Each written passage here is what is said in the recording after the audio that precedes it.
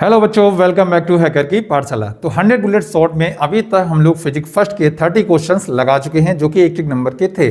उसके बाद पिछली वीडियो में आपने देखा कि हम टॉप 6 क्वेश्चन को लगाए हैं जो कि फिजिक्स सेकंड पेपर के थे, यानी कि टोटल हमारे 36 क्वेश्चन हो चुके हैं। तो 100 बुलेट शॉर्ट के 36 क्वेश्चन हो जाने के बाद अब हम लेके आए हैं 37, यानी कि आगे के 6 शॉर्ट। यानी कि आज के लेक्चर में हम लोग पढ़ेंगे आगे के क्वेश्चन जो कि रहने वाले हैं फिजिक्स पार्ट 2 के। तो जो बच्चे नए हैं उनको बता दें, चैनल पे आपके वीडियो पड़े हुए हैं, सीरीज पूरी आ चुकी है, उसका प्लेलिस्ट भी बना दिया गया है। तो जो बच्चे नए हैं प्लेलिस्ट पे जाके सारे क्वेश्चन को सॉल्व कर लीजिए। तो जैसे ही हमारे एक एक नंबर के क्वेश्चन कंप्लीट हो गए, मुश्किल से 1-2 लेक्चर और होंगे, उसके बाद हम लोग चलेंगे अपने लॉन्ग क्वेश्चन यानी कि 2 से 3 नंबर के, फिर उसी में डिस्कस करेंगे हम लोग 5 नंबर। तो ये 100 क्वेश्चन आपको माइंड में रखना है। तो चलिए बच्चों स्टार्ट करते हैं आज की क्लास। तो बच्चों आगे अपने क्वेश्चन नंबर 37 में क्या कह रहा है, कार्यफलन से आप क्या समझते हैं। तो ये क्वेश्चन वीआईपी में लिखेंगे, यानी कि वेरी मोस्ट इंपॉर्टेंट। प्रकाश वैद्युत प्रभाव में एक आइंस्टीन की व्याख्या हो गया, देहली तरंग दैर्घ्य, डी ब्रोगली तरंग दैर्घ्य, ये सब पूछते हैं और कार्यफलन उनमें से एक है जो सबसे ज्यादा इंपॉर्टेंट है। 1 नंबर में पूछते हैं, 2 नंबर में भी पूछते हैं, सबसे ज्यादा इसके न्यूमेरिकल्स आते हैं। तो लिखते हैं, फिलहाल हमसे पूछ रहा है कार्यफलन से क्या समझते हो। तो आपको पता होगा प्रकाश वैद्युत प्रभाव में आपने पढ़ा होगा, जब किसी भी धातु के पृष्ठ पर फोटोन डाले जाते हैं तो उस पृष्ठ से इलेक्ट्रॉनों का क्या होता है, उत्सर्जन होता है। पढ़ा होगा। तो वहां पे आइंस्टीन की व्याख्या में हम लोग पढ़ा होगा कि जब फोटोन धातु के पृष्ठ पे गिरते हैं तो धातु के पृष्ठ पे उपस्थित इलेक्ट्रॉनों में से कोई एक इलेक्ट्रॉन को अपनी ऊर्जा देगा फोटोन, और उसका स्वयं का अस्तित्व समाप्त होगा।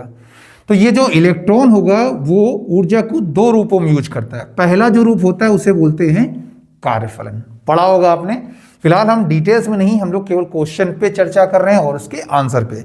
तो रिवीजन क्लास है तो आपको ये याद होना चाहिए।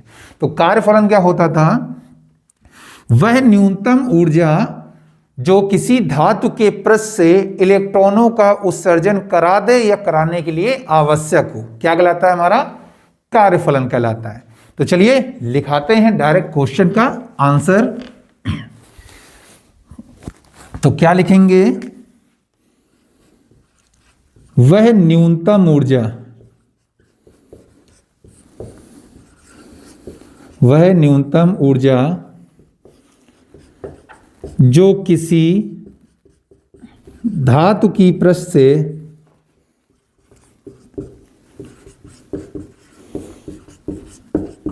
धातु के पृष्ठ से किसका,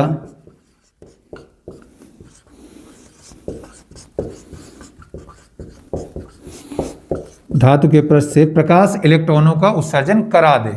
ये प्रकाश इलेक्ट्रॉन लिखते हो तो आप इलेक्ट्रॉन भी लिख सकते हो। धातु के पृष्ठ से इलेक्ट्रॉनों का उत्सर्जन करा दे या कराने के लिए आवश्यक हो, क्या कहलाता है, कार्यफलन कहलाता है। कार्यफलन कहलाते हैं, ठीक है। तो वह न्यूनतम ऊर्जा जो किसी धातु के पृष्ठ से इलेक्ट्रॉनों को उत्सर्जन करा देगा कार्यफलन कहलाएगा। बाकी अगर फॉर्मूला याद है फॉर्मूला भी लिखें, जब भी कोई थ्योरी पूछे तो फॉर्मूला जरूर लिखें। तो डिनोटेड इसको किससे दिखाते हैं हम लोग, W से, और इसका जो फॉर्मूला होता है वो W बराबर क्या होता है बच्चों, h न्यू नॉट, जहां h प्लांक का नियतांक होता है और जो न्यू नॉट होता है उसे देहली आवृत्ति बोलते हैं। लिख देंगे, जहां न्यू नॉट देहली आवृत्ति है, ठीक है। उसका यूनिट आपको याद ही हो जाएगा, कार्यफलन है भाई, ऊर्जा का एक भाग है, तो इसका यूनिट जो होगा वो क्या होगा, हमारा जूल। तो नोट कर लीजिए। उसके बाद हम लोग चलते हैं अपने अगले इंपॉर्टेंट क्वेश्चन पे। तो बच्चों आगे अपने 38 नंबर क्वेश्चन पे क्या कह रहा है, आइंस्टीन का प्रकाश वैद्युत समीकरण। तो आपको बता दे भाई, क्वेश्चन बहुत ही ज्यादा इंपॉर्टेंट है, आपको बता चुका हूं। प्रकाश वैद्युत प्रभाव बहुत ही ज्यादा इंपॉर्टेंट है, हर साल उस चैप्टर से कोई ना कोई क्वेश्चन आता है।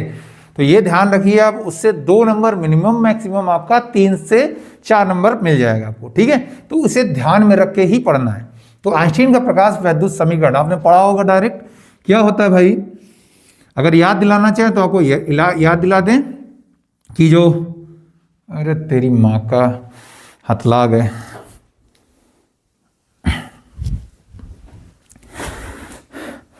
तो बच्चों आगे अपने 38 नंबर क्वेश्चन पे क्या है, आइंस्टीन का प्रकाश वैद्युत समीकरण। जैसा कि आपको बता चुका हूं मैं, प्रकाश वैद्युत प्रभाव, फोटो इलेक्ट्रिक इफेक्ट बहुत ही ज्यादा इंपॉर्टेंट चैप्टर है। इस चैप्टर से हर साल कोई ना कोई क्वेश्चन जरूर आता है। मिनिमम 2 नंबर का तो आता ही है, 2 से 3 आ सकता है, 4 भी आ सकता है, 4 तो नहीं आता, 5 सीधे बनेगा। तो ये समझो आपको कहीं ना कहीं 1-2 नंबर में फुटकर में मिलेगा, लेकिन 2 से 3 नंबर पक्के आते हैं। तो इस चैप्टर को ध्यान से पढ़िए, बहुत सारे क्वेश्चन हैं जो ज्यादा इंपॉर्टेंट है। ठीक है, और प्रकाश वैद्युत प्रभाव का समीकरण आपने पढ़ा होगा। आपको बता देते थोड़ा कि जब फोटोन गिरता है पृष्ठ पर तो अपनी ऊर्जा देता है h न्यू। ठीक है, तो उस पृष्ठ का इलेक्ट्रॉन कैसे यूज करता है, कार्य फलन में और अधिकतम गतिज ऊर्जा यानी कि E के मैक्स में यूज करता है। तो ये पढ़ा था आपने। उसके बाद हमने यहां से h nu is equal to, इसकी वैल्यू क्या होती है, h न्यू नॉट, अभी पढ़ा हम लोगों ने, और इसका होता है half mv square. Kinetic energy क्या होती है, हाफ mv स्क्वायर, तो मैक्सिमम वेग से जाता है।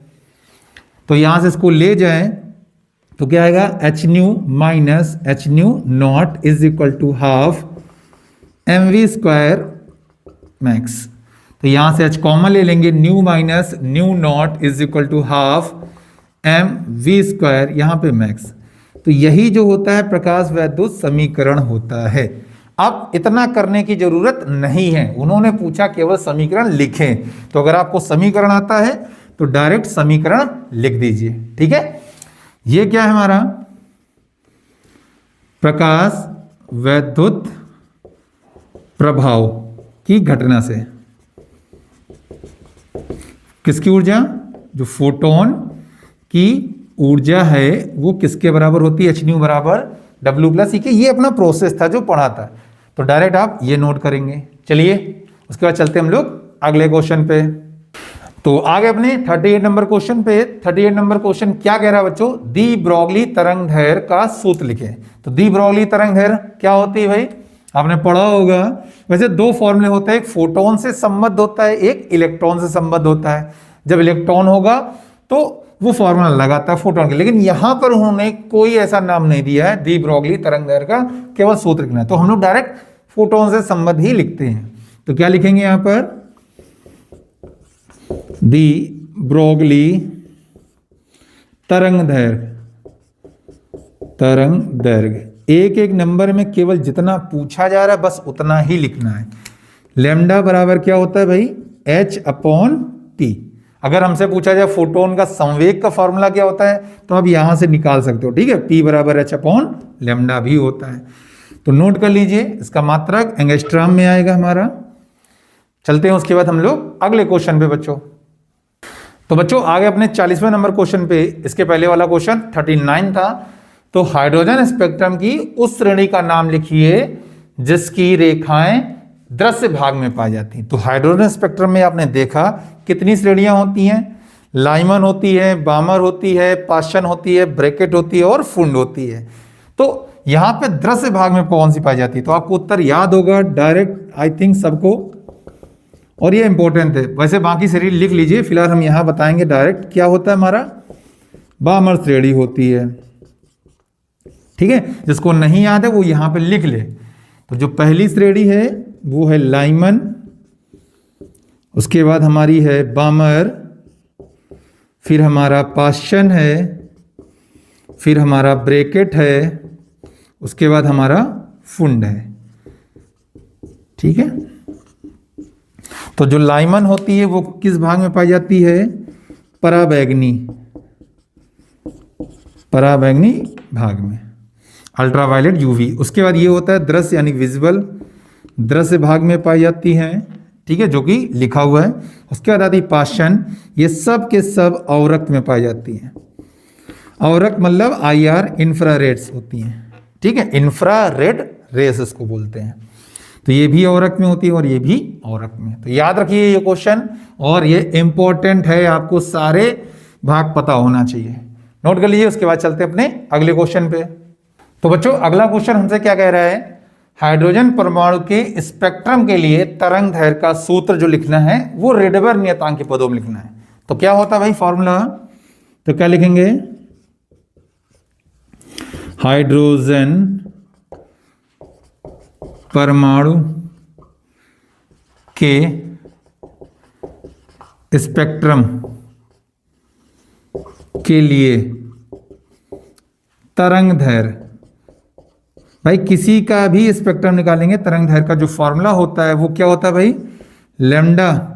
देखो डायरेक्ट लैम्डा नहीं होता, 1 लैम्डा लगाते तो कभी लैम्डा के चक्कर में आप निकालने ना बैठ जाए कि लैम्डा निकाल दो डायरेक्ट, तो हम लोग क्या लिखेंगे 1 जो लैम्डा आता है सूत्र नई लाइन से देखेंगे तो क्या लिखेंगे 1 lambda is equal to R, इधर आएगा 1/n1 square minus 1/n2 square.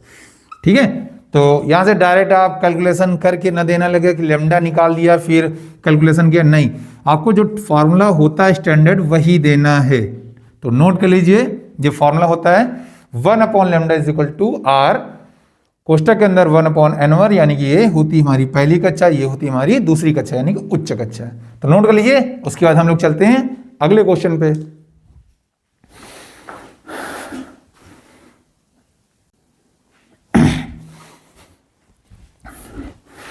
तो अगला क्वेश्चन बच्चों हमसे क्या कह रहा है, हाइड्रोजन परमाणु के स्पेक्ट्रम के लिए तरंगदैर्घ्य का सूत्र, वो भी रेडबर नियतांक के पदों में लिखना है। रेडबर नियतांक यानी कि आर के पदों में।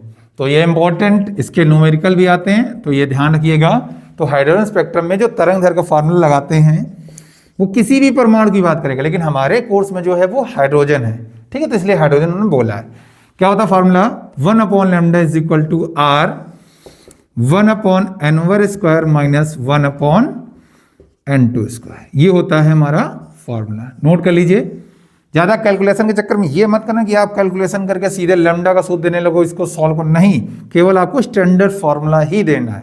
ठीक है, नोट कर लीजिए। उसके बाद हम लोग चलते हैं अपने अगले क्वेश्चन पे।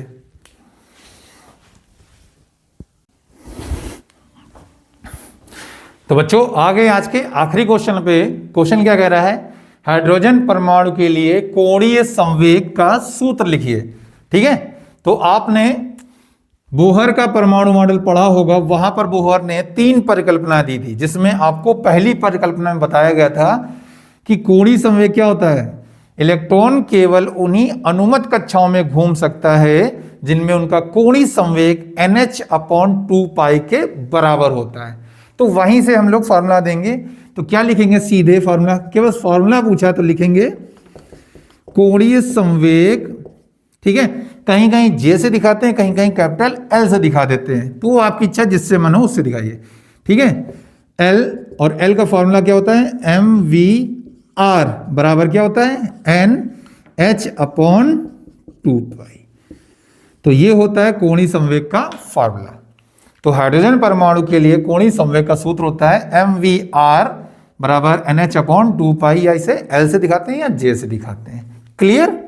ठीक है, उसके बाद एक चीज ध्यान रखिएगा, आगे के क्वेश्चन जो आने वाले होंगे वो क्वेश्चन हम लोग न्यूमेरिकल और डेरिवेशन लगाएंगे, जिसके लिए आपको प्रॉपर सारी चीजें याद होनी चाहिए। यानी कि ये क्वेश्चन जो हम लोग शॉर्ट लेके चल रहे हैं अभी तक के, वो लर्न होना चाहिए, क्योंकि कोई फायदा नहीं हम आगे बढ़ते जाएं, आप पीछे का भूलते जाएं, तो लेक्चर लेने से कोई फायदा नहीं है। तो बच्चों मेहनत कीजिए, पुराने लेक्चर जितने हैं उनको पढ़िए, आप क्वेश्चन भले उनको लर्न कीजिए, याद कीजिए, उसके बाद आगे बढ़िए। तो यहाँ की क्लास होती है समाप्त। अब मिलते हैं हम लोग अगली क्लास में, तब तक के लिए जय हिंद।